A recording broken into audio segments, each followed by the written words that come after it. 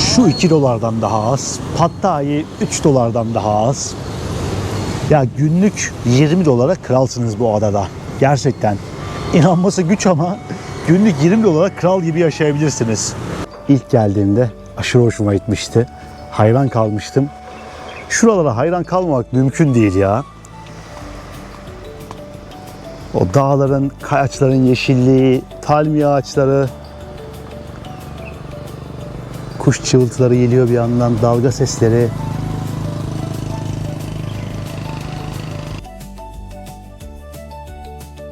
$2 bu şekilde tatlınızı yiyerek güne başlayabiliyorsunuz. Bir yerde kahve içeceğim derseniz $1, $1,5, $2 taş çatlasın. Yemek yine $3, konaklama $3-5.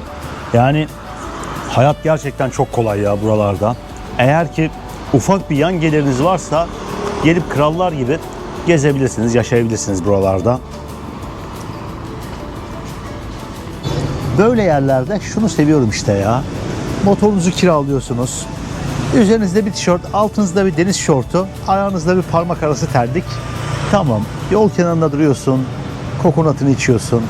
Her şey çok ucuz, çok güvenli.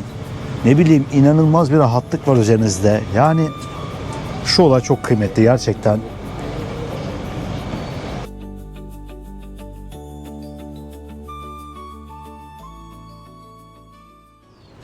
Herkese yeni bir videodan, Vietnam'ın Cat Ba Adası'ndan selamlar dostlar. Şöyle arkamı göstereyim. Yemyeşil. Halong Bay belki daha önce duymuşsunuzdur. Halong Bay'de yüzlerce bu şekilde kayalardan oluşan ufak adacıklar var ve orada bir tekne turu yapabiliyorsunuz. Böyle muhteşem manzaralar karşınıza çıkıyor. Burası da Halong Bay'in açığında yer alan ufak bir ada. Buraya ben 6,5 yıl önce geldiğimde motorla Vietnam'ı gezerken gelmiştim. Baktım Hanoi'de çok sıkıldım. Dedim ki tekrardan bir Cat Ba Adası'na gideyim. Kendimi bir doğanın içerisine atayım. Böyle biraz daha sakin bir yerde olayım. Ve arkadaşlar dün Hanoi'den yola çıktım. Galiba 13 günün ardından sonunda Hanoi'den ayrıldım. 12 de olabilir, emin değilim. Ve sadece $10,5 karşılığında internetten otobüs artı feribot biletimi aldım. İkisini beraber satıyorlar. Sizi de direkt hostelinizin, otelinizin önüne kadar bırakıyorlar. Toplam 3,5-4 saate yakın sürdü buraya gelmem. Ama sonuna kadar değdi. Burada günlük sadece $3. Yanlış duymadınız. Sadece $3 bir gezgin hostelinde konaklıyorum. Hostel dediğim ne? Zaten gezginleri izleyenler biliyordur. Ama bilmeyenler için açıklayayım. Yatakhane sisteminde odalarda konaklıyorsunuz ve ortak alanlarınız oluyor dostlar. Burada toplam 8-9 katlı bir hostelde kalıyorum. İlk katı giriş, en üst katı da rooftop barı yapmışlar ve 7 katta konaklama için ayırmışlar. Özel odalar da var. Gerçekten kaldığım en iyi hostellerden bir tanesi. Şu anda saat daha öğlen 12 ve buranın bar kısmı kapalı. Sabahları burada bedava yoga dersi yapıyorlar dostlar. Herkes katılabiliyor. O yüzden masaları falan böyle bir toplamışlar. Şöyle bir ilerleyeceğim ve manzarayı göstereceğim size. Önümüzde aslında muhteşem bir manzara olması lazım buradan itibaren. Ama maalesef ki buraya çok büyük bir eğlence merkezi ve resort yapılıyormuş. İleriye de şuraya bir yere de liman yapıyorlar. Adanın tam böyle inşa edildiği zamana denk geldim yani. Hatta internette Cat Ba Adası yazarsanız işte adaya gitmeyin, inşaat var falan diye yazan çok olmuş. İnanılmaz doğal bir yer ve çok küçük bir yerleşim alanının olduğu bir ada. Ama maalesef ki oteller, özel şirketler falan plajın kenarına bayağı büyük bir inşaat yapıyorlar. Bu biraz rahatsız edici. Hostele dönecek olursam burası kocaman bir rooftop barı dostlar. Terasa çok güzel bir bar yapmışlar. Hemen burada normalde bir jacuzzi var dostlar. Böyle havuz boyutunda bir jacuzzi. Ama gündüz olduğu için şu anda daha buradaki bar falan kapalı olduğu için üstünü kapatmışlar. Bu olay çok iyi. Eğer ki akşama doğru böyle açılmış olursa gün batımına doğru falan geliriz burada bu jacuzziye de gireriz. Gerçekten dün bayağı hoşuma gitti. 6-7 kişi böyle sohbet muhabbet ediyordu. İçeceklerini de almışlar. Bu ada benim Vietnam'da gördüğüm en ucuz yer olabilir açıkçası. Hemen şurayı da göstereyim bakın. Burada böyle bir bar alanımız var. Şuraya bakın, bir palmiye ağacı kondurmuşlar. Burada alkollü, alkolsüz içecekler. Hatta fiyatları da göstereyim. Şu şatlar 70.000 dong'tan başlıyor. Bunlar alkollü içecekler. Burada şişeler var. 700.000 dong'a, yani 25 dolara falan şişe açtırabiliyorsunuz. Kokteyller 4-5 dolar civarı. Şurada bakın biralar var. 1,5 dolar dostlar sadece. 1,5 dolar. Ve şurada bir yerde 2 tane alırsan bir tane bedava yazıyordu. Çok iyi. Evet, şöyle bir hostelin giriş katına inelim şimdi dostlar. Bir motor kiraladım burada ve motorla adayı keşfedeceğiz. Uzun zamandır en çok özlediğim şeylerden bir tanesiydi. Hostelin girişi de çok iyi bu arada. Şöyle bir inelim, göstereyim ben size. Ve hemen burası hostelin girişi dostlar. Büyük LCD ekranlar, TV'ler. Burada devasa bir oturma alanı var. Çalışabiliyorsunuz. Kahvaltınızı burada veriyorlar. 3 dolara kahvaltı da dahil yani. Ya gerçekten çok iyi. Şurada ayrı bir oturma alanımız var.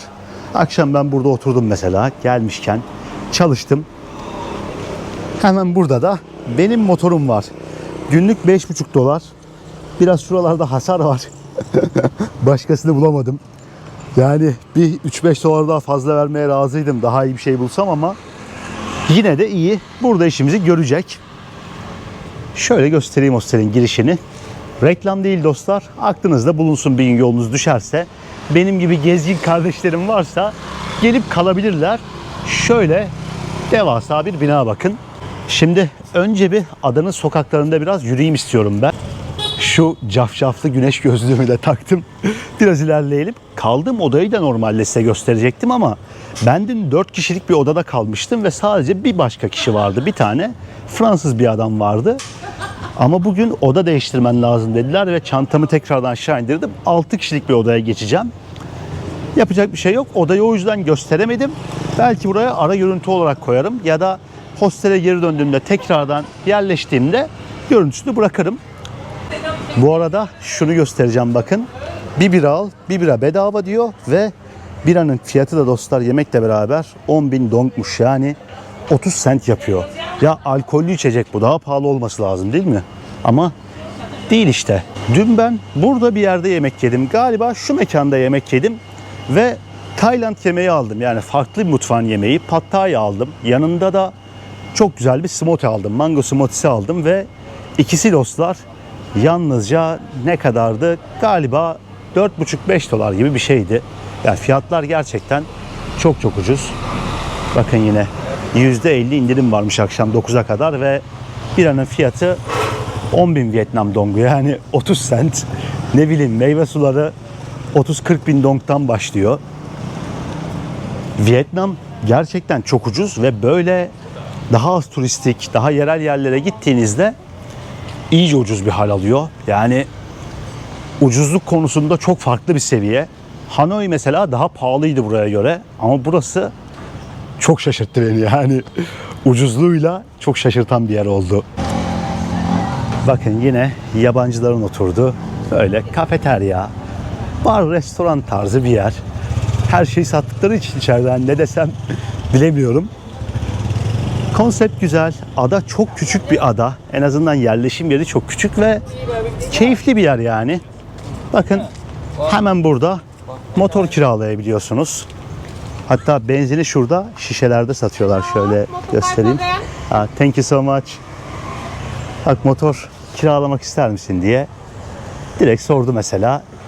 5-6 dolara, 7 dolara kiralıyorsunuz. Ben şurada yolun sonunda bir yerden kiraladım. Çünkü sabah burada kimse yoktu.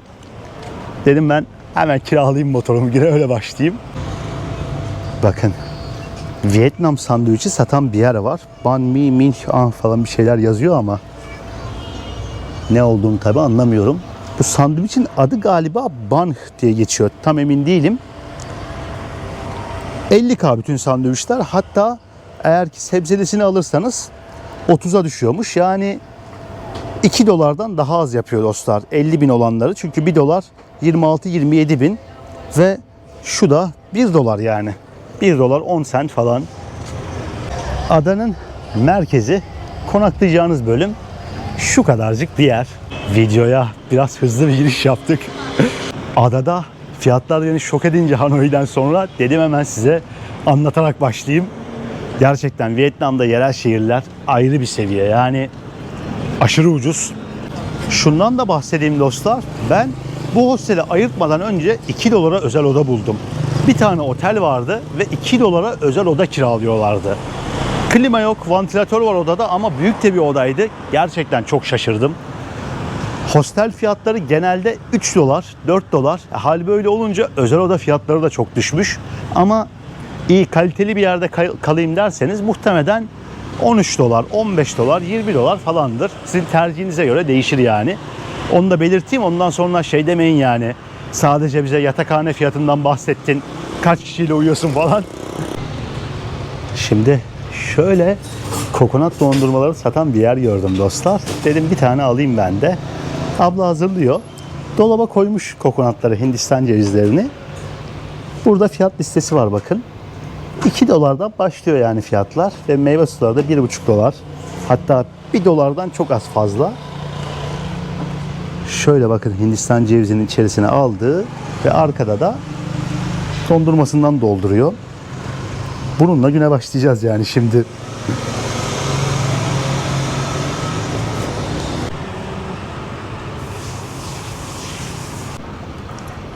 Ve şöyle göstereceğim. Abla sanat yaptı ya resmen. Ters ışıkta kalmış olabilir kamera. Çok belli olmuyor olabilir. Şuna bakar mısınız? Bayağı iyi. Ve şu sadece 1,5-2 dolar. Bir tadına bakacağım şimdi. Güneş o kadar parlıyor ki gözlüğü çıkartamıyorum. İlave edin.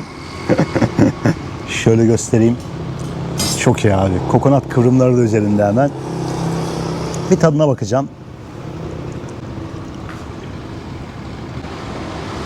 Bram bram Hindistan cevizi tadı geliyor. Dondurmayı da Hindistan cevizinden yapıyorlar. Çok iyi. Şu üstündeki de böyle kahvaltılık gevrek gibi ya. Fit gevrekler var ya, aynı ondan. 2 dolara bu şekilde tatlınızı yiyerek güne başlayabiliyorsunuz. Bir yerde kahve içeceğim derseniz 1 dolar, 1,5 dolar, 2 dolar taş çatlasın. Yemek yine 3 dolar, konaklama 3-5 dolar. Yani hayat gerçekten çok kolay ya buralarda. Eğer ki ufak bir yan geliriniz varsa gelip krallar gibi gezebilirsiniz, yaşayabilirsiniz buralarda.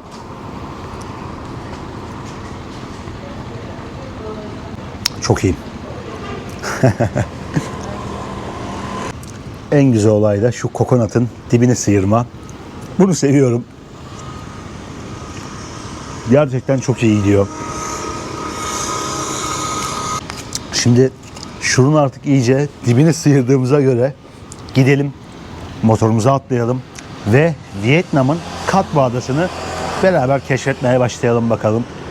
Halong Körfezi'nde yer alan ufacık bu ada, bakalım nasıl bir yermiş, birlikte görelim dostlar.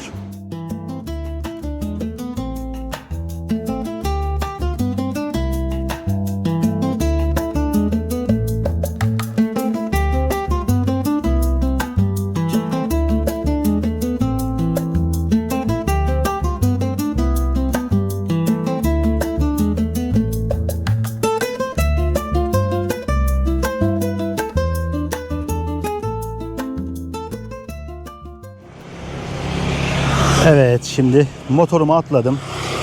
Çalıştıralım motorumuzu. Yavaştan artık gitmeye başlayalım bence. Ama böyle gitmeyeyim tabii ben. Şu kamerayı bir sabitleyeyim, tutayım bir yerde ve adayı keşfedelim bakalım. Evet, şöyle yavaş yavaş ilerlemeye başladık dostlar. Şuradan ileriden bir diğer yöne doğru döneceğim ben. Çünkü orada çok güzel bir plaj vardı. Önce oraya mı gitsek, farklı bir yere mi gitsek bir düşünüyorum. Ama ada zaten ufak, yani hepsine yetecek kadar da vaktimiz var bence. Bir günde her yeri gezersiniz bu adada gezmek isterseniz. Bir iki tane de böyle trekking yapabileceğiniz yerler varmış ama yani onların bir tık daha böyle zor olduğunu söylüyorlar. kayalardan falan tırmanmanız gerekiyormuş. O yüzden hani oraya bu sıcakta gitmem şu anda. Hava çok sıcak. Ama olabildiğince adayı size göstermeye çalışacağım. Olabildiğince gezelim, görelim, deneyimleyelim istiyorum burayı. Şu dağlar çok hoşuma gidiyor. Gerçekten o kaya yapısı, dağlar inanılmaz güzel duruyor. Ufak yerleşim yerlerini gerçekten çok özlemişim. Buraların sakinliğini, rahatlığını çok seviyorum. Hem insanlar çok rahat, hem buradaki yaşantı çok rahat. Altımda motorum var. Yani çok ucuz. Cennet ya gerçekten.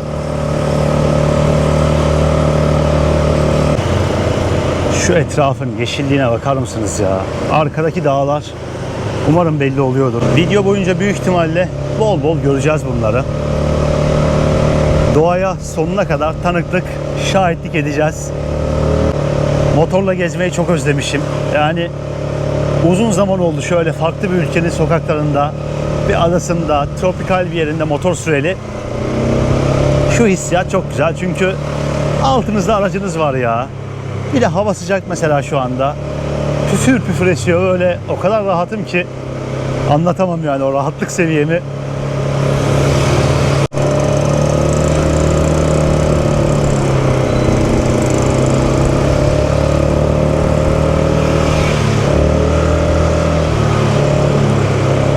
Yolların güzelliği der susarım ya. Yani muhteşem bir doğası var Güneydoğu Asya'nın. Çok fazla yer gezdim, gördüm ama her seferinde Güneydoğu Asya'ya geri geldim dostlar. Çünkü gerek insanlar, gerek doğa, her şey ayrı bir güzel yani buralarda. Yanlış yola girmişim az önce. Dedim bir durayım. Ben şöyle bir şey aldım arkadaşlar Hanoi'de. Bunu boynunuza asıyorsunuz ve şurada birleştiriyorsunuz. Bu buradan bir yerden giriyor. Sonrasında bağlıyorsunuz bunu. Galiba şöyleydi. Buraya da GoPro'yu takabiliyorsunuz. Ama bende mikrofon da var. Bir ayarlamaya çalışacağım. Çünkü yokuş aşağı inen yollar var. Yani normalde çok yavaş gidiyorum. Tuttuğum tripod da çok ince. O yüzden sol tarafı da tutabiliyorum biraz. Ama tabii çok konforlu değil yani fren yaparken falan. Aşırı yavaş gittiğim için bir şey olmuyor. Sürüş tecrübem de fazlasıyla var. Yani motorla kaç ülkede sürdüm, kaç ülkede gezdim. YouTube'un öncesinde de. Ama şöyle bir sabitlemeyi deneyeceğim. En azından daha rahat olur benim için. Bir deneyeyim bakalım. Evet, şimdi GoPro'yu sabitledim göğsüme. O göstermiş olduğum aparatla. Şuradan bakayım ben de çekiyor mu? Umarım görüntü iyidir. Yani biraz zor olacak benim için. Çünkü göremeyeceğim nasıl çektiğini GoPro'nun. Ama en azından hiç çekememekten iyidir. Yokuş aşağı, yokuş yukarı en azından zorlanmam. Şöyle bir inelim. Bakın şimdi şunu göstereceğim. Geçen turiste bak. Abi sonra diyorlar ki polis ceza kesmeye başladı. Yani üstsüz, kask yok, bir şey yok. Yani ben kask takmadığımı fark ettim mesela ilk sürmeye başlayınca.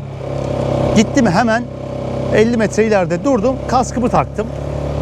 Çünkü ya şart dostlar, hani kask takılması lazım ya. Çok dandik bir kask olsa bile hiçbir şey olmamasından iyidir. Çünkü motorun üstündesiniz ya. En ufak bir darbede kafanız patlar gider yani.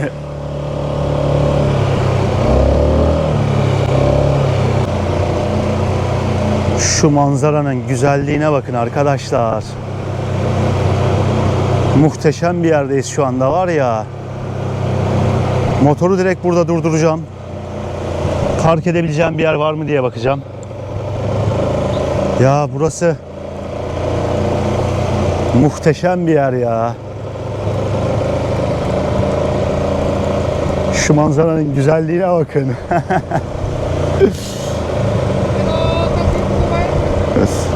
Çok iyi abi. Gerçekten çok güzel. 2 dakika şöyle dursak olur ya herhalde. İleride birisi durmuş çünkü. Şöyle çekeyim yolun kenarına. Belli ki millet durabiliyor. Ve motoru şöyle sağa çektim. Şu manzaraya, etrafın güzelliğine bakar mısınız? Çok güzel, muhteşem bir doğa var ya burada. Yani Vietnam'ın doğası ilk geldiğimde aşırı hoşuma gitmişti. Hayran kalmıştım. Şuralara hayran kalmamak mümkün değil ya. O dağların, kayaçların yeşilliği, palmiye ağaçları, kuş çıvıltıları geliyor bir yandan, dalga sesleri.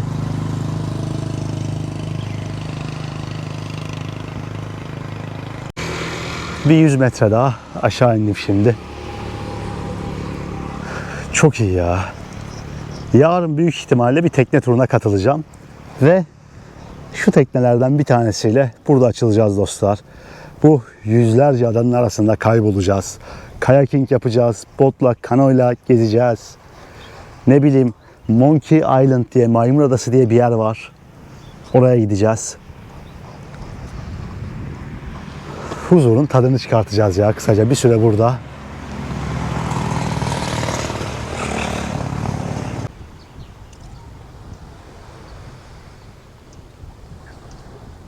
Şimdi plaja doğru gidiyoruz arkadaşlar. Hava çok sıcak. 25 derece falan ama o kadar güneşli ki böyle yanıyor dışarısı. O yüzden dedim kendimi bir plaja atayım ben artık. Şurada dağın yamacına böyle ufak bir Budist tapınağı yapmışlar. Dedim yukarı çıkayım. Sonra baktım kapatmışlar buradan girişini. Üzüldüm yani. Şuradan da manzarayı görseydik güzel olurdu. Neyse. Şurada şöyle bir şeyim var. Şuna kamerayı bağlayacağım şimdi. Bir de bununla deneyelim. Güzel manzaralar çıkartmaya çalışacağım size elimden geldiğince. Evet, şöyle bir dönelim. Şu an çok daha iyi oldu. Bu şekilde ben kamerayı da görebiliyorum. Biraz sallanıyor olabilir ama herhalde görüntü iyidir yani. Elimle de biraz destek oluyorum. Hem bir yandan elim frenin üzerinde hem de bir yandan böyle kameraya da bakmış oluyorum, görmüş oluyorum. Motor kullanacaksanız ekipman çok önemli ya. Evet, şu anda biraz daha kafama göre sürebiliyorum. Bu iyi oldu.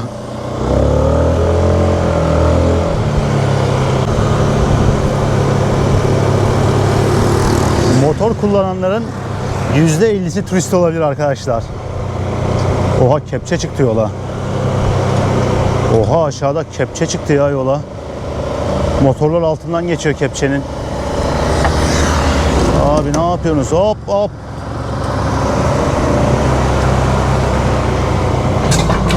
Adam ezecek bizi ya. Ya Vietnam'da iş güvenliği bu kadar işte arkadaşlar. Altına tahta koyuyorlar kepçenin.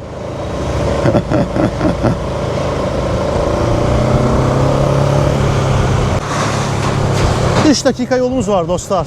Gideceğimiz yol toplam 3 dakika. Ve adanın en meşhur plajlarından bir tanesine ulaşacağız 3 dakika sonra. Bakar mısınız, yine dağlar hemen burada. Bu kayaçlar Tayland'da da aynı, burada da aynı. Ne bileyim, Myanmar'da da var böyle yerler. Güneydoğu Asya'nın şu doğası çok enteresan yani. Kireçtaş olması lazım bunların. Tayland'ın Krabi şehrinde de bundan çok var. Yani belki buradan bir 3-4 bin kilometre uzakta ama yine aynı doğayı görüyorsunuz. Gerçekten çok ilginç bir olay.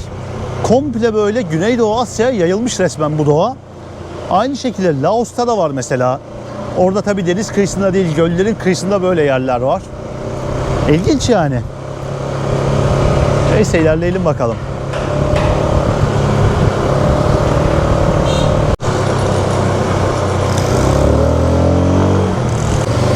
Geldik bu arada. Şöyle motorumu bırakacağım şimdi.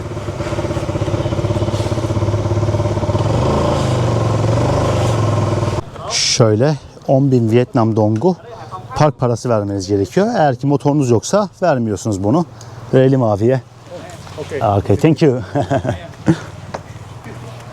İnsanlar rahat ya. Nasıl gülüyor. Buralar bayağı bir değişmiş. Cat Ba Sunrise Resort diyor bakın mesela. Resort yapmışlar plaja. Belli ki aradan geçen 6 senede burası çok daha popüler bir yer olmuş yani. Of, manzara çok güzel.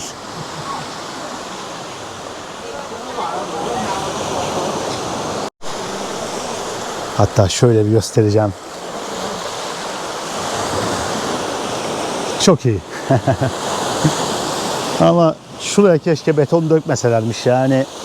Böyle bir doğaya da beton dökmezsin be kardeşim. Merdivenler falan gerek yok yani, bırakın olduğu gibi kalsın. Şuraya bir yürüyüş yolu yapılmış. Buradan arkadaki plaja da geçebiliyormuşsunuz. Oradan yürürüz birazdan. Evet, günün ilk durağına ulaştık dostlar.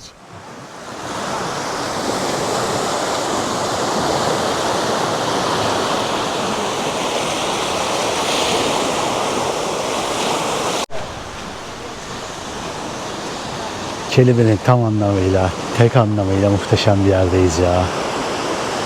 Bu tarafa doğru ilerledikçe o ufak adacıkların sayısı artıyor. Plajdakiler zaten %90 turist dostlar. Yerel halktan insanları çok nadir görüyorsunuz. Tek bir sıkıntı var. Çantamı nereye bırakacağım onu bilmiyorum ben. Tek gezerken böyle probleminiz oluyor. Ben bu tarz yerlere geldiğimde genelde video çekiyor oluyorum.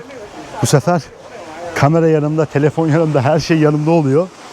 Çantayı nereye bırakacağım?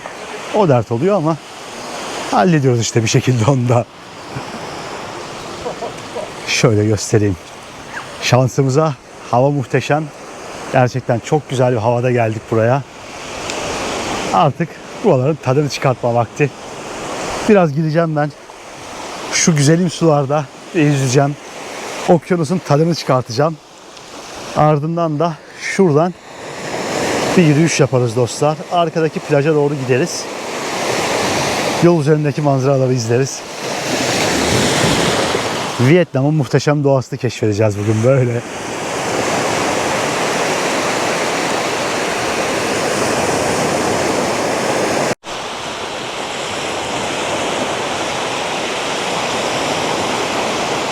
Evet, ben bayağı bir burada yüzdüm. Buraların tadını çıkardım dostlar. Şimdi artık şu arkadaki yürüyüş yoluna doğru ilerleyeceğim ve bir arkadaki plaja doğru gideceğim buradan. Eğer ki Güneydoğu Asya'ya gelecekseniz Kasım ortasından sonra gelin. Çünkü Kasım'ın ortasına kadar yağmurlar devam ediyor. Sonra bir kesiliyor. Hava aynı böyle 3 ay, 4 ay, 5 ay boyunca artık Nisan'a, hatta bazen Mayıs'a kadar devam ediyor. Şu olay çok güzel. Şu anda su böyle çok serin, hava çok sıcak değil, 25-26 derece. İnanılmaz güneşli, muhteşem bir hava var. Yani böyle bir yerde olduğum için böyle bir havada şanslı hissettim kendimi açıkçası. Şöyle gidelim bakalım şimdi.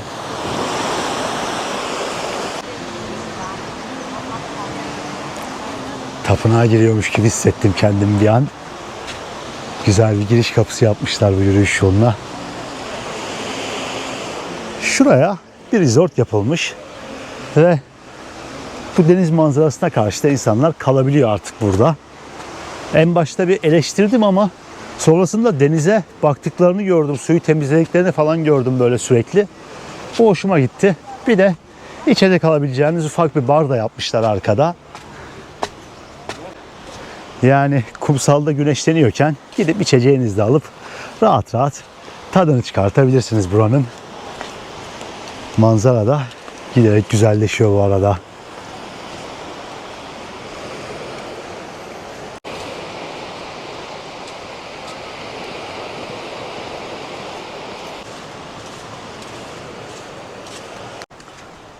Muhteşem bir yürüyüş oluyor arkadaşlar. Bakın o adacıklar daha da fazla bir şekilde gözükmeye başladı. Ne oluyor bu arada? Arkamdan bir hışırtılar, bir şeyler geldi. Dur yılan abi, bir şey yapma bana. Suyun kenarındayız zaten. Aman diyeyim. Şu olayı seviyorum Asya'da. Bakın hemen şurada arkada da adalar gözüküyor. Böyle yükseldikçe adanın çevresini de iyice görmeye başlıyorsunuz. Ya çok farklı bir doğası var Vietnam'ın ve tüm Güneydoğu Asya'nın.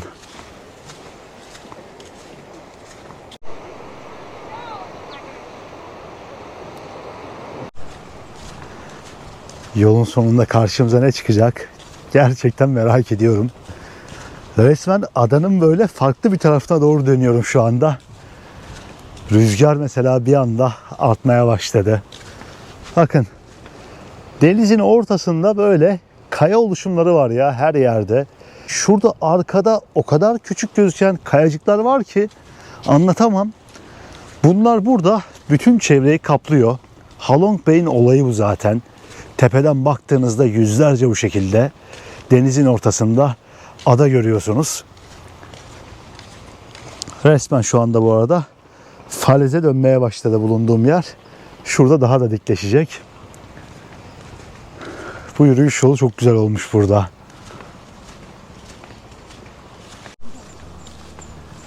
Kendimi Indiana Jones gibi hissediyorum böyle yerlerde. Ne karşınıza çıkacağını bilmiyorsunuz. Yeşilliklerin arasından böyle ağır ağır ilerliyorsunuz. Etraf bu arada daha da yeşil bir hal oluyor sanki. İlerledikçe, gittikçe. Ya şu adaya yaptıkları en güzel şey olabilir bu yürüyüş yolu. Gerçekten çok güzel. Hem macera katmış hem de adayı tanıma imkanı vermiş size. Bakın, bir sürü tekne geçiyor şu anda açıkta. Hatta şurada bir deniz feneri var. Ufak da olsa bir deniz feneri yapmışlar. Güneş panelleriyle çalışıyor galiba. Şu anda o manzarayı en güzel görebileceğimiz yerlerden birisindeyiz. Hemen şurası da varmak istediğim plaj. Az da olsa bir gözüktü. Neredeyse bitmiş yürüyüşümüz.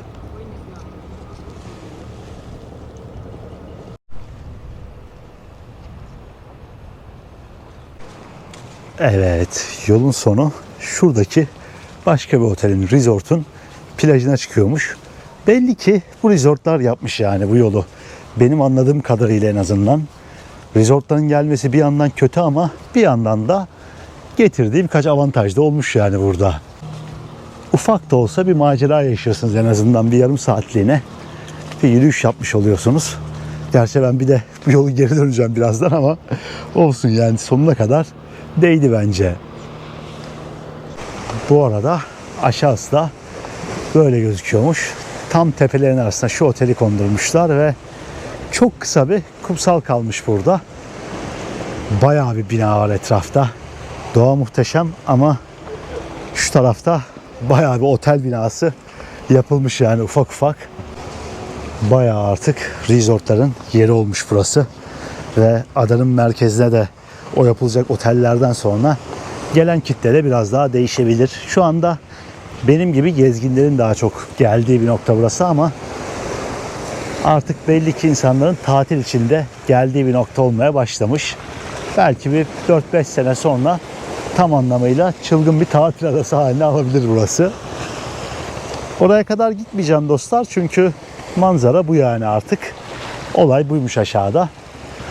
Geldim plaja doğru şimdi buradan geri döneceğim ve kendim artık motorumu atacağım. Manzaranın tadını çıkarttık. Buraları iyice gezdik. Şimdi artık motora doğru geri dönelim ve adayı biraz daha keşfedelim istiyorum. Çekmeyecektim ama şu manzaranın güzelliğine bakın ya. Vietnam çok başka gerçekten. Bu bölgedeki tekne turları da çok keyifli oluyor. Yıllar önce katıldığım o tekne turunda gittiğimiz yerler hala aklımda ve buraya yıllar sonra gelmeme sebep oldu yani tekrardan. Vietnam dünya turundaki ikinci ülkemdi benim dostlar ve o kadar maceraperest bir şekilde gezmiştim ki burayı yani daha 18 yaşımdayım böyle aşırı çılgınım ne bileyim her şeyi yapmak istiyorum. Motorla 2000 kilometre en fazla yol yapıp buraları böyle çatır çatır gezmiştim. Girmediğim delik kalmamıştı Kuzey Vietnam'da. Şimdi tekrardan geldim buraları geziyorum ama artık çok daha sakin bir şekilde çok daha böyle tadını çıkartarak geziyorum. Kıymetini bilerek geziyorum hatta yani dünya üzerinde 50-60 tane ülke gördükten sonra buraların kıymetini daha iyi anlıyorsunuz. İlk yolculuğum benim buralaraydı. Sonrasında gittim Güney Amerika kıtasını, ne bileyim Orta Amerika'yı, Kuzey Amerika'yı biraz gördüm. Sonra gittim Afrika'yı gezdim ama buradaki doğal güzellikler bence çok daha iyi. Tabii her kıtanın, her gittiğim yerin kendine göre muazzam yerleri vardı. Ama şu olayı seviyorsanız Güneydoğu Asya'nın yeri bir başka. Bir de bu fiyatlarla gerçekten böyle bir yer bulmanız dünya üzerinde imkansıza yakın yani. Bir tane daha Vietnam, ne bileyim bir tane daha Endonezya, bir tane daha Tayland yok ya gerçekten. Fiyat performans olarak müthiş yerler.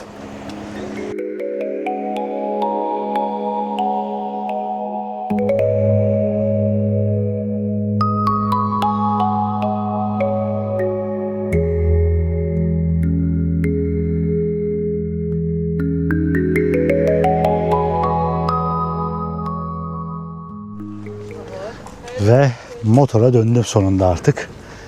Benim motor hangisiydi? Ona doğru bakınıyorum. Şu yoldan adanın bir diğer tarafına doğru devam edeceğim. Hafif az biraz böyle acıktım da belki bir şeyler yeriz.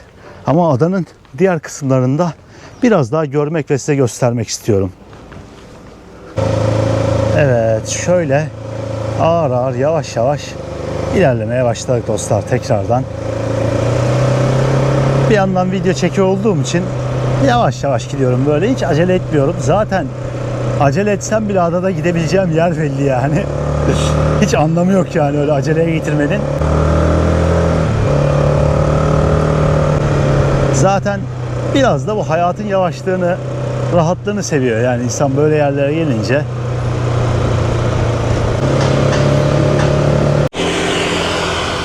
Şimdi ben şöyle bu kasabanın işte adanın merkezinin dışarısına doğru sürmeye devam ediyordum.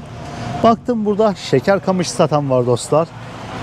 Burada hemen makineden geçiriyorlar şeker kamışını. Satıyorlar.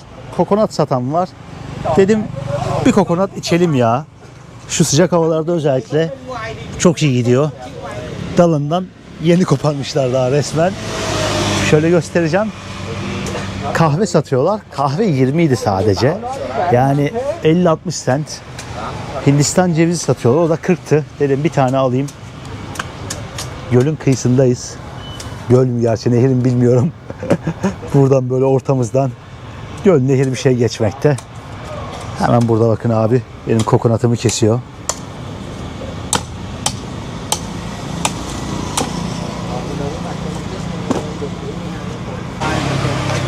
Evet, thank you. Evet, kokonatımız geldi. Yol kenarı böyle dinlenme tesisi gibi.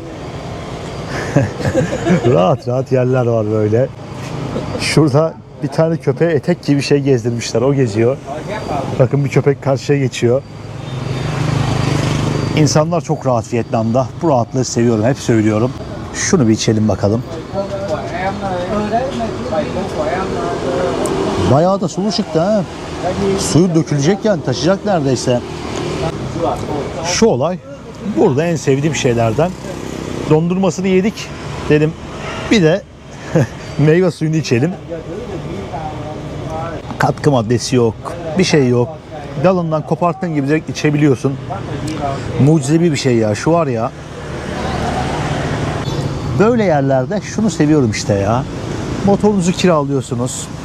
Üzerinizde bir tişört, altınızda bir deniz şortu, ayağınızda bir parmak arası terlik. Tamam. Yol kenarında duruyorsun. Kokonatını içiyorsun. Her şey çok ucuz. Çok güvenli. Ne bileyim inanılmaz bir rahatlık var üzerinizde. Yani şu olay çok kıymetli gerçekten. Güvenliğin ve şu rahatlığın ne kadar önemli bir şey olduğunu ben Latin Amerika'yı, Afrika'yı, ne bileyim Orta Doğu'yu falan gezdikten sonra anladım. Gerçekten güvende hissetmeniz, rahat hissetmeniz bir yerde çok önemli. Ve Güneydoğu Asya ülkeleri bunu sunuyor size. Neyse, içeyim ben şunu, gömeyim şunu, devam edelim. O kadar yumuşak ki şöyle pipetle bile yiyebiliyorsunuz bu arada.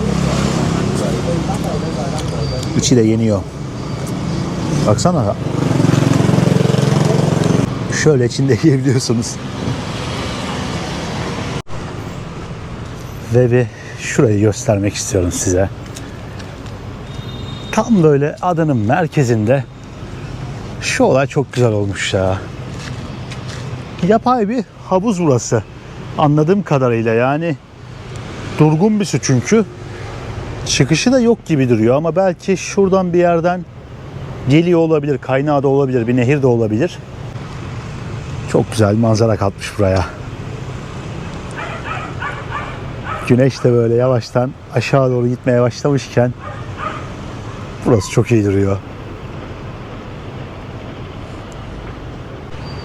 Bayıldım bu adaya ya. Motorla sadece 1 dakika, belki böyle 100 metre anca gittim. Manzara o kadar güzeldi ki dedim durayım. İyi ki durmuşum yani. Cam gibi yansıyor ya şu anda. O dağlar, binalar, her şey resmen cam gibi yansıyor. Güneş tepelerin arasından aşağı doğru gidiyor. Bakın şurada Vietnamlı gençler balık tutmaya çalışıyorlar. Eğer tutan varsa bir göstermeye çalışacağım tuttukları balıkları. Şuraya bakıyorsunuz, hani ufak bir su birikintisi aslında. Ya buradan ne balık çıkabilir diyorsunuz. Dostlar, bir balık tutuyorlar böyle kocaman ya, şu kolum kadar, elim kadar, hani kafam kadar balıklar yakalıyorlar. Ya çok bereketli gerçekten. Bakın bu arada tuttukları balıklar bizim çinekop boyutunda falan bu balıklar. Şöyle göstereyim. Daha canlı, bakın hayvan kımıldıyor. Kaç kişi böyle balık tutuyorlar ya, baksanıza. 2, 4, 6, 8, 10 kişi falanlar. Hello. Hepsi böyle buraya oltalarını atmış. Sadece şuraya yani önlerine atıyorlar ve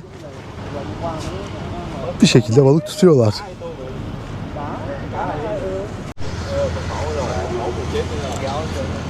Bak çekti oltayı, şimdi bir şey çıkmadı. Bir daha bir dibe doğru atacak bu tarafa. Ama su çok pis ya. Manzara muhteşem, her şey çok güzel. Oo, yakaladı. Çekerken düştü balık. Manzara çok güzel, her şey çok güzel diyordum tam, ama su gerçekten aşırı pis. Yani bayağı kirli. Aslında buradan çıkan balığı yememek lazım yani. Good luck. Anlamadılar, neyse ben devam edeyim. İngilizce bilmeyen çok fazla insan var burada. Turistik bir yer olmasına rağmen bu ada. Ama Vietnam'ın insanı 10 numaradır. Yani güler yüzlü, sıcakkanlı, kendi halinde insanlar. Keşke şuraları da biraz daha temiz tutsalar. Şu su daha temiz olsa sevinirdim, mutlu olurdum ama büyük ihtimalle inşaatlardan kaynaklı pislik doluyor.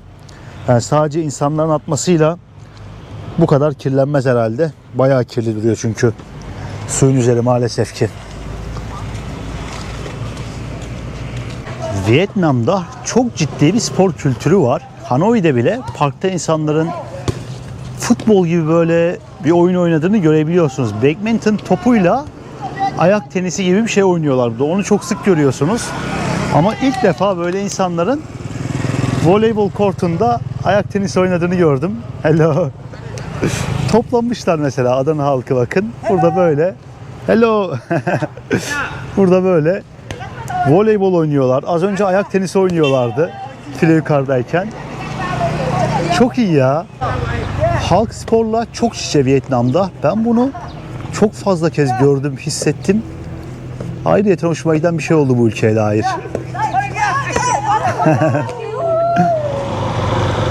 Arkadaşlar, öyle bir manzaradan geçiyorum ki şu anda anlatamam yani size. Motoru bırakacağım şimdi. Şurada biraz yürüyelim istiyorum. Muhteşem gözüküyor ya etraf.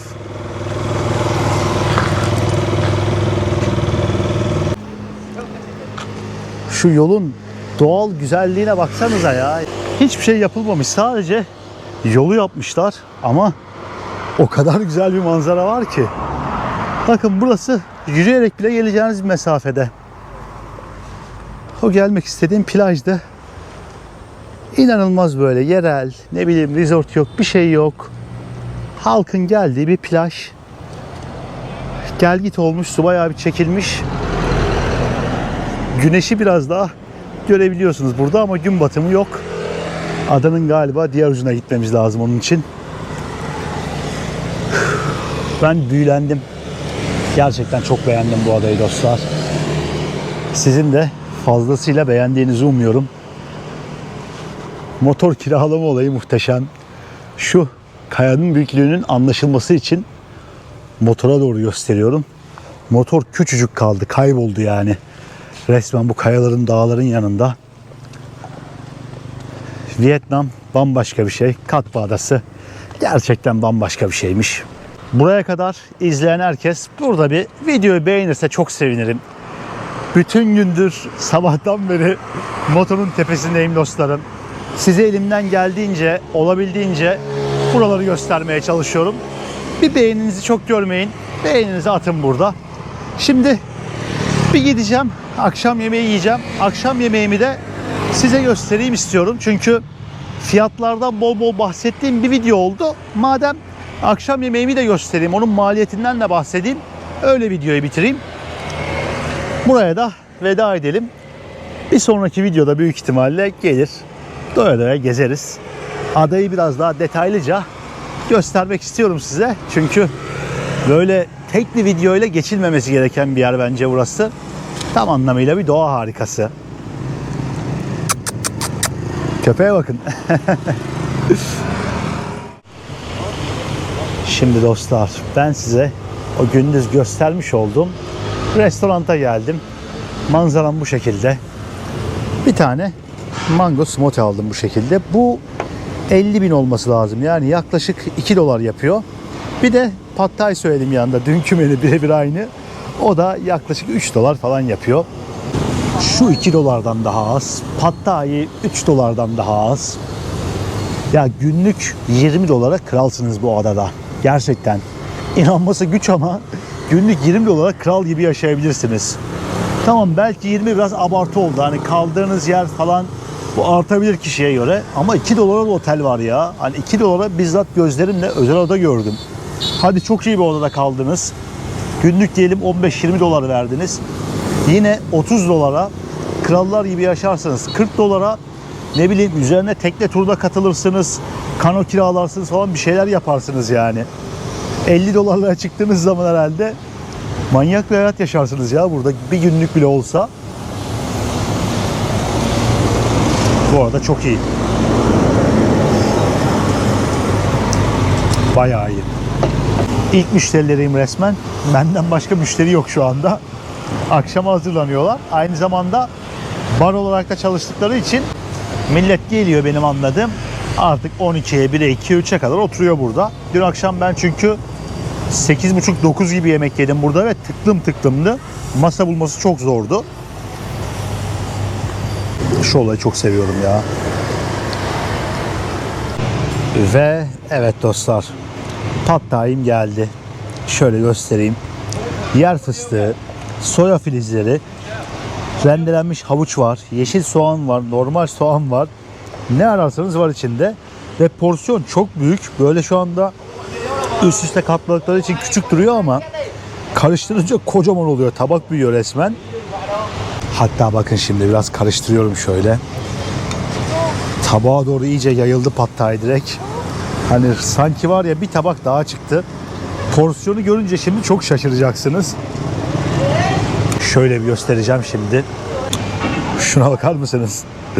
Resmen 2 katına çıktı porsiyon ve şunlar hep tavuk. Bakın. Koca koca tavuk parçaları var içinde. Bunun yanında bir de soya sosu getiriyorlar size. Üzerine dökebiliyorsunuz. Ben çok seviyorum. Böyle bir yemek dostlar bu. Tayland videolarında çok fazla yemiştim. Yani illaki denk gelmiş olanınız vardır. Ben bu yemeği çok seviyorum. Hatta o kadar seviyorum ki Türkiye'de bile 2-3 kere yemişliğim var yani. Hatta Ruanda'da Amber'la beraber bile gitmiştik. Kız arkadaşımla beraber bile Thai restoranı bulup bundan yemiştik ve çok sevmiştik. Orada da çok güzeldi. Şöyle bir parça tadına bakacağım sadece. Şunun sadece 70.000 dong olması, yani 3 dolardan daha az olması gerçekten komik bir fiyat. Porsiyona göre mükemmel. Tat da bu arada çok iyi. Hafif böyle tatlımsı, hafif ekşimsi, çok güzel bir tadı var. Ben bayılıyorum.